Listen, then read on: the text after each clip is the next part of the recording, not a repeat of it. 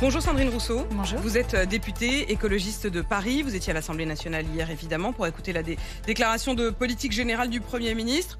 Censure, ça a été immédiat pour vous, c'est le coup près.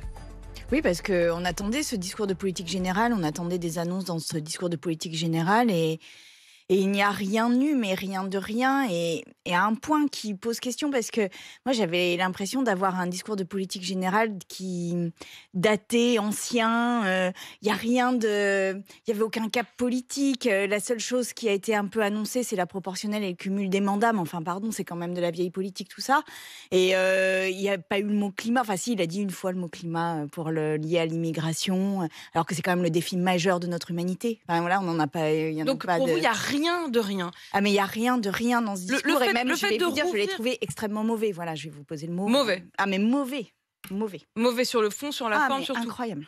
Sandrine incroyable pour quelqu'un qui a travaillé, qui a eu un mois pour le préparer. Quand même. Un mois et puis peut-être toute une vie d'ailleurs, parce qu'on sent bien que c'était effectivement quelque chose qui l'attendait particulièrement. Mais Sandrine Rousseau, est-ce qu'ils se sont fait avoir les socialistes ? Non, je pense qu'ils ont tenté quelque chose et bon, bah voilà, c'était une différence de tactique. Il y a eu ils ont bien fait de le tenter quand même. Oui, je pense que voilà, ils y sont allés, ils pensaient pouvoir obtenir des choses. Moi là, je pense que c'était l'humiliation totale à l'issue du discours de politique générale parce qu'ils n'ont rien obtenu et il n'y a même pas eu des miettes parce que la mission flash.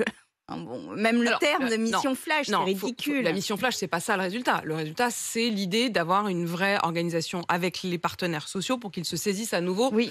Et il y a quand même, François Bayrou a quand même dit qu'il n'y avait aucun tabou, aucun totem, pas même la question de l'âge de départ. Vous ne lui donnez même pas ce point pour reprendre l'expression d'Olivier Faure qui hier dit ça au moins c'est quand même acquis. Il n'y a pas de suspension.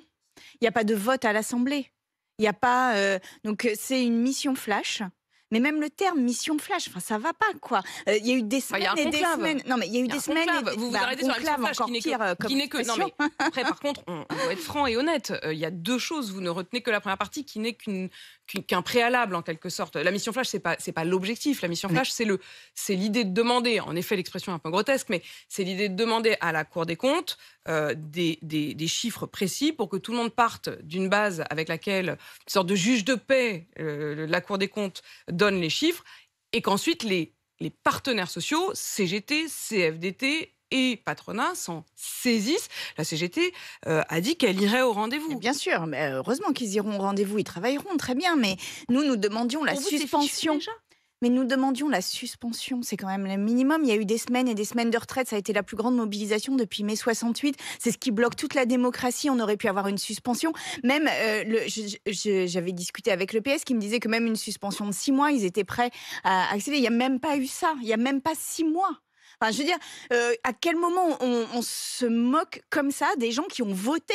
Parce que finalement, pourquoi on est arrivé en tête au second tour ? C'est parce que les gens ont voté précisément pour cela. Je rappelle que le nouveau Front populaire est issu aussi de cette mobilisation des retraites. Donc, moi, je veux bien qu'on humilie nos électeurs en permanence, mais enfin, ça suffit.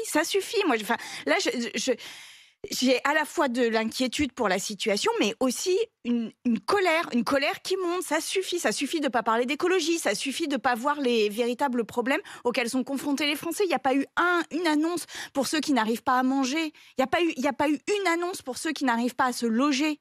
Et par contre, on a le cumul des mandats. Mais enfin, cette vieille politique, je n'en peux plus. Je vais vous dire, je n'en peux plus. Je ne fais pas de la politique pour ça, pour remettre le cumul des mandats. Je n'en peux plus.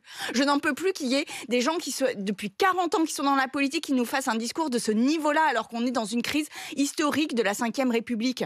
C'est indigne. C'est indigne de sa fonction, c'est indigne des électeurs et électrices. Donc oui, j'ai tweeté censure parce qu'il n'y a pas d'autre solution en réalité. Mais j'aurais aimé qu'on trouve quelque chose d'autre. J'aurais aimé qu'on soit dans une situation où on réfléchisse à une ligne politique, qu'on réfléchisse à quelque chose par le haut, qu'on sorte par le haut de cette crise.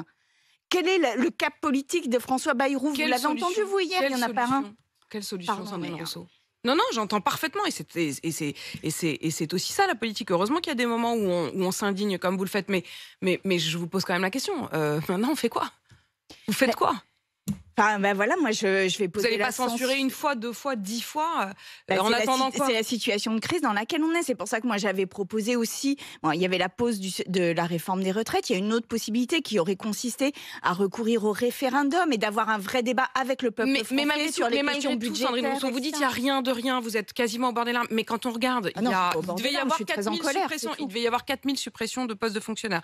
Il n'y en aura probablement que 2 000. Il devait y avoir le déremboursement des médicaments. Finalement, il n'y aura sans doute pas ce déremboursement majeur. Il devait y avoir 5 milliards qui reposaient sur les collectivités locales, de sacrifice des collectivités locales. Finalement, ça ne sera que 2 milliards. Il n'y a quand même pas rien de rien. Mais prenons les fonctionnaires, par exemple. Il a fait cette annonce qui est passée un peu inaperçue, mais qui pour moi était absolument lunaire, qui consistait à vendre les bâtiments publics pour financer de l'intelligence artificielle. Moi, j'ai compris dans cette phrase. Et j'aimerais bien qu'il s'en explique d'ailleurs qu'en fait, il va y avoir de l'investissement de l'intelligence artificielle pour supprimer le nombre de fonctionnaires. Vous savez que l'intelligence artificielle, ça va créer un plan social d'une ampleur énorme. Ça va créer un nombre de licenciements énorme. Qu'est-ce qu'on fait avec les services publics là-dessus? Mais donc, vous voulez passer à côté de l'intelligence artificielle ? Si Non, les autres pays le font. Non, je veux pas passer à côté de l'intelligence artificielle. Je veux juste qu'on ait un débat sur qu'est-ce qu'on met où est-ce qu'on met l'intelligence artificielle et où est-ce qu'on ne le met pas. Ça fait partie des questions d'ailleurs que je poserai tout à l'heure à la ministre. Mais on le voit bien. Vendre des bâtiments publics, le patrimoine de l'État.